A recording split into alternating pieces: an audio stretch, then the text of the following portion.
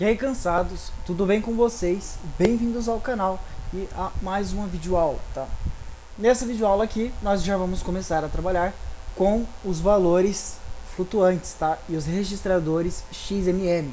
Vamos entender um pouco mais sobre os registradores, como eles funcionam e foram criados, e como trabalhar com o XMM. A primeira coisa que eu vou falar para vocês é que os registradores XMM têm essa forma que a gente vai trabalhar, não é muito complexa, não tem nada de muito difícil, mas em alguns casos nós temos uma forma um pouquinho mais chatinha de trabalhar com eles. Mas são casos muito específicos e geralmente é quando nós falamos de velocidade do personagem, de caminhar, tá? Porque aí um registrador XMM ele consegue armazenar até 3, 4 valores, né? Na verdade até 6, dentro do mesmo registrador. Então e você tem que multiplicar esses valores simultaneamente, tá? Mas isso é mais pra frente. Eu encontrei esse site aqui, tinha um site basicamente igual esse aqui, lá na Intel, mas não sei porque a Intel tirou ele do ar, mas eu encontrei esse outro site aqui e é muito bom porque ele vai ajudar a gente a entender como os registradores funcionam. Então aqui ele vem trazendo a ordem de quando os CPUs foram criados, tá? Tipo o ano, que não interessa pra gente. E quando foram criados lá, quando foi criada a linguagem Assembly, nós tínhamos esses registradores menores, tá? A, L e A, H. B, H, B, B, L, C e D, tá? A L era para entrada, H para saída. Então, eram registradores que tinham números muito menores para resolver coisas muito pequenas, muito rápidas e extremamente pontuais. Tranquilo? Algumas vezes, em alguns códigos de jogos de arquiteturas de 32 bits, vocês vão acabar encontrando esses registradores. Mas é muito incomum encontrar, principalmente em jogos atuais. Depois, com a necessidade de armazenar valores maiores, nós criamos o valor, né, o registrador AX, aí BX, TX e DX, como nós já conhecemos. E são registradores aí que tem a legenda, tá? Esses menores aqui eram de 8 bits, então eles trabalhavam com 1 byte, tá? 8 bits, então ele trabalhava com 1 byte. O AX já é um registrador que vai trabalhar com 2 bytes. Então, quando nós trabalhamos aí com 2 bytes, você pode trabalhar com AX, tá? Até melhor porque você usa menos memória. Só que hoje em dia os processadores são muito potentes, então a gente pode trabalhar com os registradores de 4 bits, né, que foram criados depois, que são os EAX, EBX, ECX, etc. Que são que nós trabalhamos nas aulas, ok? E também foram criados o ESI, EDI. Cada registrador, tá? Na linguagem Assembly, eles têm uma função mais específica, tá? ESI e ESP, eles vão tratar de coisas específicas. Normalmente a entidade vai ser EDI e EBP, tá? Vai guardar a entidade principal do nosso personagem e depois ter os offsets. Normalmente, né, eles dão preferências para esses valores aqui, quando é 32 bits. E cada um desses registradores maiores aqui, eles também têm funções específicas. Por exemplo, esse aqui é para um acumulador. Então, quando eu vou contar alguma coisa, eu utilizo esse. Esse aqui já é mais para controle. Obviamente, para os nossos ARCs, nós podemos utilizar quaisquer um desses, desde que vocês lembrem de dar o push, pop na ordem correta. Normalmente, vocês vão ver que eu trabalho com EAX, eu dou um push nele, porque é costume, tá?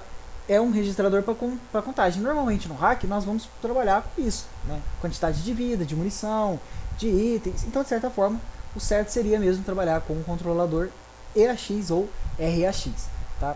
Mas se vocês derem o push na ordem correta, normalmente vocês não terão problemas com isso aqui. Depois, mais pra frente, eles criaram, né, os CPUs que tinham a arquitetura de 64 bits, tá? Aqui. Antes disso, só aqui que foi criado 64 bits. Ah, tá. Bom, viajei aqui, enfim. Aqui, em 96, eles criaram os registradores aqui XMM, tá? Que são os registradores para trabalhar com os números flutuantes, tá? Aqui, ó, são os ponteiros para valores flutuantes. Então, esses valores do XMM0 até o 7, ok? Eles vão trabalhar com a arquitetura de eles cabiam ali, né, até 80 bits, ok? Para trabalhar com valores flutuantes. Depois, com a chegada dos processadores de 64 bits, criaram-se, né, os registradores RAX, etc., que é a evolução. E aqui vocês podem notar, ó, que eles vão dobrando de tamanho, tá? Ó. Era esses dois, depois lançaram um AX, que era o dobro desses dois, tá? De 8 para 16, de 16 para 32, tá? Depois de 32 para 64, tá? E aí os valores até XMM7, vocês podem reparar aqui, ó, que eles vão armazenar os mesmos 64 bits desses registradores aqui. Inicialmente, a gente não precisa se preocupar. Por que eu já estou explicando isso? Porque mais para frente, eu vou trabalhar com um opcode, né?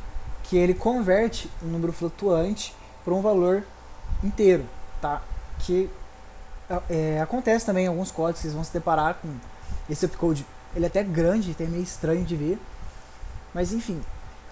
Depois do XMM7 aqui, ó, do MM8 até o MM15, podem ver que ele tem o dobro de tamanho. Então, esses registradores aqui, ó, eles têm 128 bits. Então, eles pegam dois desses registradores, tá? Esses, até o MM7, ele pode se expandir, tá? Ele pode trabalhar com 128 bits hoje em dia. Porém, do 8 ao 15, não, ele vai trabalhar especificamente com 128 bits, tá? Esses daqui podem trabalhar com menos bits, tá? 64 ou 80. Já os maiores aqui, do 8 ao 15, eles vão trabalhar com 128. Você pode até não utilizar os 128 bits do registrador, mas ele vai alocar na sua memória esse espaço, tá? Explicada essa parte mais teórica aqui, ok? Que eu vou utilizar mais pra frente. Vamos então para o nosso hack, tá? Tô aqui com o nosso cheat table. Opa, cadê aqui? Eu já criei dois enable, tá? Esse daqui é do Digimon History, tudo que nós fizemos eu deixei aqui, tá? Deixa eu até pôr enable Digimon para ficar organizado. E esse aqui é o do Kakarot. Esse aqui é o que nós fizemos na aula passada, até o ponteiro dos orbs. E agora, o que nós vamos criar aqui, nós vamos trabalhar com valor flutuante, então vamos procurar ele. Vamos pegar aqui nos itens, e aí eu vou procurar os buffs, tá? Normalmente, nos jogos, deixa eu só vir aqui e achar o processo do jogo. Manter a lista. Normalmente nos jogos, quando a gente tem um buff, os buffs estão em um valor flutuante. Tá? Quando vocês veem em porcentagem, normalmente é um valor flutuante. E por que eu digo normalmente? Porque tudo é exceção. No Digimon History, se vocês acompanharam lá, vocês viram que tem uma parte lá que ele fala, acho que é o CAN ou ABI, que está em porcentagem. Só que aquela porcentagem lá, ela é fictícia, ela não é 1% de verdade. É um número inteiro que eles só colocam depois uma string de porcentagem.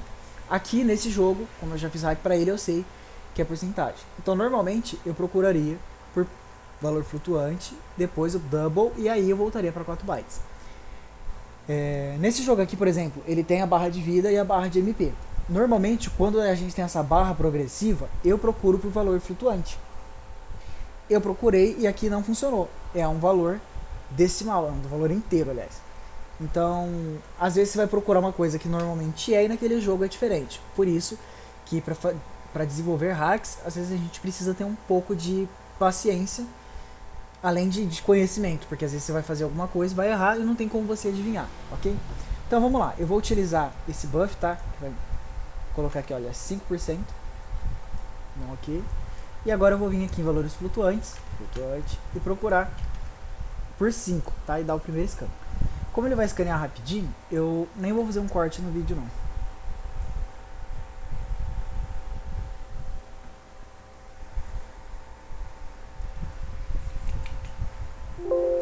Ok, finalizou. Vou procurar valores que não foram alterados. Lembrando que normalmente eu vou utilizar as hotkeys, tá? Vão lá em settings, igual eu ensinei na primeira aula, no módulo 1, e criem as hotkeys. Agora eu vou utilizar esse buff aqui, ó, porque ele vai passar de 5 para 10%. Então eu vou utilizar ele. Ok, agora eu vou vir aqui e procurar 10%. Bom, por sorte esses dois aqui já estão alterados, então provavelmente o valor que a gente quer é esse daqui, tá? Vou colocar o valor de 13 aqui. Ó, alterou de 13 ali, beleza. Por que eu coloquei 13, tá? Porque se eu vier aqui, olha, e pegar esse aqui, 10, tá vendo? Tem 13 e esse buff aqui, ó, esse aqui 10 não, que tá acabando. Pega esse aqui, ó, 5%. Ele não vai alterar, tá vendo? Porque ele não vai mudar mesmo que eu utilize. Porque eu já tô com 13% e eu preciso ser alterado. Então a primeira coisa que eu vou fazer, que eu normalmente faço, é o que? Procurar valores que acessam essa memória. Ok? Ok. Vamos aqui, utilizar o buff, e aí ó, ele encontrou 3 endereços para mim. Então eu vou abrir esse primeiro aqui, procurar o que ele escreve e ver o que ele acessa aqui. Ó, que legal. Ele acessa todos os possíveis 12 buffs do jogo. Eu nem sabia que dava pra ter tudo isso. Mas enfim, então aqui ele traz pra gente todos os buffs do jogo. Pra nós, isso é ótimo. E por que eu faço isso? Porque agora eu sei que ele mostra esses valores pra mim, eu venho aqui e clico em Add to Code List. E aí a gente pode dar um apelido, tipo buffs. Ok. Porque se eu fizer alguma alteração errada, se o meu código der errado e o jogo fechar, eu não preciso procurar esse valor de novo. Basta eu vir aqui em Advanced Options, dar 2 cliques, vem aqui, beleza. Mesmo se eu fechar e abrir o jogo, ele vai encontrar aqui pra gente. Show. Dá um new esquema aqui. Então agora eu vou procurar os valores que escrevem, tá? Right, que escreve. Agora sim, eu vou vir aqui nesse buff de 15%, e ele vai alterar de 13 para 15. Vou dar um ok. E ele mudou pra gente aqui, ó. Vou clicar aqui, ó. Aliás, More Information. E agora, reparem que os registradores XMM nem são exibidos aqui pra gente, tá? Eles têm aqui o RAX e tal. Eu já expliquei porque que eles utilizam o RAX e não o EAX. Mesmo que o jogo utilize a arquitetura EAX, sempre vai exibir o RAX. Eu já expliquei em aulas passadas o porquê disso. Então aqui os registradores do R8 ao R15, o REP, mas não tem os flutuantes, tá? E aqui do lado nós temos esse S e esse F. Esse S, se a gente parar com o mouse aqui, ele mostra Stack View, tá? O que é esse Stack View? Ele vai mostrar a pilha da memória, tá? A pilhagem da memória desse módulo.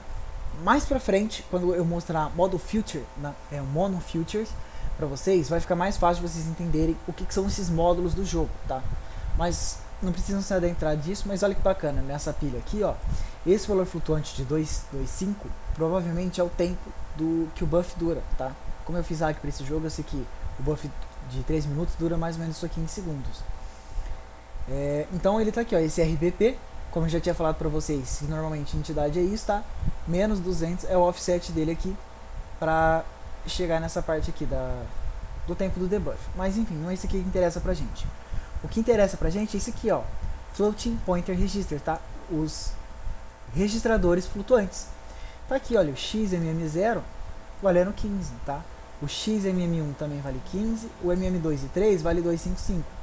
Ou seja, 2, 3, 6 e 7 são registradores que estão movendo o tempo de duração desse buff, tá? E esses dois aqui é o valor desse debuff, beleza? Agora eu posso fechar isso aqui, ó, vim aqui pedir para mostrar no Disassembler. Então aqui, ó, esse XMM7 que ele tá movendo para cá, tá? Podem ver que a entidade é a mesma, tá? Ó, RDI. Ah não, aqui muda, é entidade diferente, porque o XMM7 ele move o tempo do debuff. Então eu conseguiria alterar o tempo por aqui, tá? Ou por aqui, ó, ele é alterado aqui em cima também, mas enfim. Focando no que a gente veio fazer, formar o TDAH aí, vamos criar um script aqui, tá? Vai ser um buff audio. E agora eu vou organizar esse código aqui e vamos entender como é que a gente pode trabalhar com esses buffs, ok? Então, a memória dos buffs. Vou alocar um pouco mais de memória para este daqui.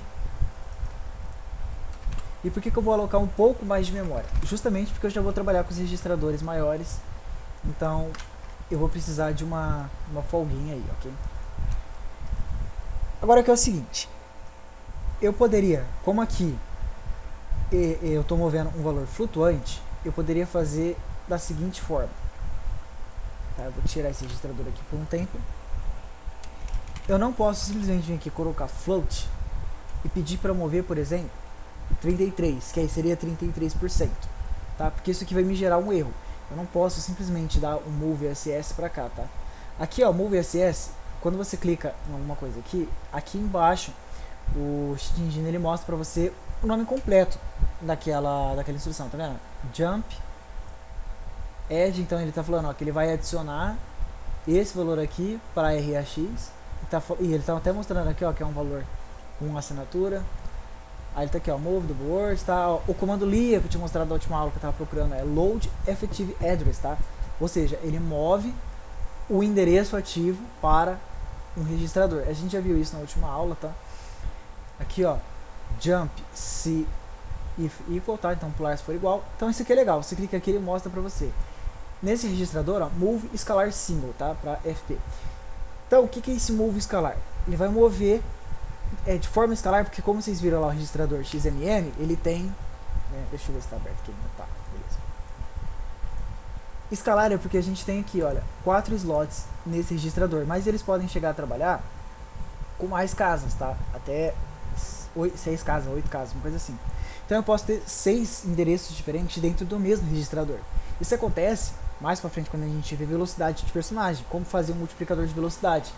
Como eu tenho que multiplicar todas as 3 coordenadas do jogo, as 3 coordenadas são alocadas aqui. O mesmo vale para velocidade de salto. Então eu tenho que multiplicar as 3 simultaneamente. Por isso que é multiplicação escalar, mas mais pra frente a gente vê isso, ok? Então, se eu fosse mover dessa forma aqui, olha, float 33, eu poderia só dar um move, tá? Pra cá, vou adicionar ele aqui e dar um ok aqui. Então a próxima vez que a gente utilizar um buff qualquer, vou pegar esse aqui, ó, que teria que aumentar 15% de 0 de 15 na nossa defesa, tá? Quando der um yes, ele moveu aqui, ó, 33%, tá? Ok. Porém, né, como isso daqui é um endereço, eu não poderia mover isso daqui para um registrador, tá? Eu não poderia dar um push do EAX, mover para lá e mover o registrador para cá. E a gente já tem um problema. Então, como que eu faria para poder deixar externamente aqui, tá? Ou para trabalhar com o registrador XMM 0, que é o que está aqui. Move SS. Então, nós vamos criar outro símbolo aqui, tá? Que vai ser set buff. Então, a gente vai escolher o valor do buff, tá? Vamos colocar um label também. Aí eu vou tirar essa parte daqui e criar aqui. Só lembrando, caso vocês tenham esquecido que me perguntaram no Discord, eu crio o label com o mesmo nome do registrador, por quê?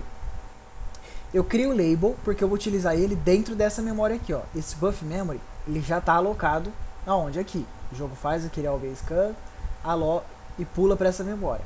Essa memória aqui, ó, é a minha memória que eu aloquei, tá? Uma quantidade de bytes lá para essa memória. Dentro dessa memória, no mesmo espaço dela, eu vou utilizar esse label aqui. Então eu criei um rótulo para utilizar essa memória aqui, para eu não ter que alocar outra parte da memória. Mas se eu quisesse, eu poderia, tá? Alocar outra parte da memória e não fazer isso. Próximo vídeo aula acho que eu vou demonstrar como fazer isso, mas enfim. E por que eu registro um símbolo com o mesmo nome deste label? Porque assim eu não preciso alocar ele, eu posso utilizar no mesmo espaço dessa memória. Só que se eu só criar o label, eu não consigo externar ele aqui, tá? Eu não posso vir aqui, colocar um set buff e colocar aqui, ó, valor buff. E vai ser um valor flutuante. Eu não poderia colocar ele assim, se fosse só o label. Então eu crio o símbolo para poder utilizar aqui fora, beleza? Agora, para passar para o registrador MM0, eu não poderia dar move XMM0 do nosso registrador, tá? Ele vai acusar um erro aqui pra gente, ó. Na linha 11. Na instrução aqui move, tá? Linha 11 aqui, ó. Porque eu não posso fazer isso. Então, agora a gente utiliza o upcode move SS, tá? Então, move SS é para mover um valor escalar, ou seja, um valor flutuante. Então, aqui eu já poderia definir, por exemplo, ó, float e falar, sei lá, que o buff vai ser por padrão 50. Dá um ok. Então aqui, ó, definir valor do buff. Então quando eu habilitar, por padrão ele vai dizer que o buff quando eu utilizar vai ser 50, tá? Então, vamos pegar outro aqui, olha, esse aqui dá 10% de defesa de corpo a corpo. Tá, ele daria aqui, ó, tá vendo? De 0 para 10%. Vou dar um sim. Subiu 50%. Agora aqui, eu posso colocar o valor que eu quiser, ó. 160 aqui fora. E pegar outro aqui, ó. Detalhe, se eu pegar, por exemplo, aqui, esse aqui que dá 15%, como aqui está 33%, não vai funcionar nada. Porque ele não alterou. Aqui é uma memória que escreve, então eu tenho que escrever este buff. Então, tem que ser sempre um valor menor, tá? Vamos ver se a gente encontra aqui, ó. PV, 10% de PV, 20 de Ki. Eu tenho mais alguma coisa de PV ou Ki aqui. só isso aí mesmo. Então tá, vai ser isso aqui de aqui mesmo. Tá aqui, ó, de 0 para 20%, mas quando eu utilizar ele vai escrever os 160 que eu defini, ó. 160% de buff de ki, ok? Bom, por hoje é isso, tá? Eu queria demonstrar como a gente faz para trabalhar com o registrador de XMM, tá? Para qualquer um deles, tá? Até normalmente a gente vai trabalhar até o XMM7, tá? Não é normal a gente usar o 8 para frente. Mas se você tiver uma instrução e essa instrução utiliza o XMM8 em diante, o que eu duvido, é a mesma coisa para modificar, tá? Você joga ele aqui em cima, então se esse valor ele já move diretamente para cá, então você coloca esse registrador aqui em cima e move ele aqui em cima, beleza? Por hoje é isso, eu espero ter ajudado e lembrando, tá? Lembrem de entrar aqui no Discord, eu tô começando a compartilhar algumas das minhas cheat tables, tá? Essa aqui do Plant vs Zombie, que a gente fez nas últimas videoaulas aí do canal, eu já tinha disponibilizado aqui com a galera. As minhas cheat tables elas são meio bagunçadas, então conforme eu vou organizando elas, eu vou disponibilizando aqui pra turma, tá? E a gente tá sempre tirando dúvida aqui, batendo papo. Então, lembra de entrar no Discord do canal aí também pra não perder nenhuma novidade. Espero ter ajudado e um abraço.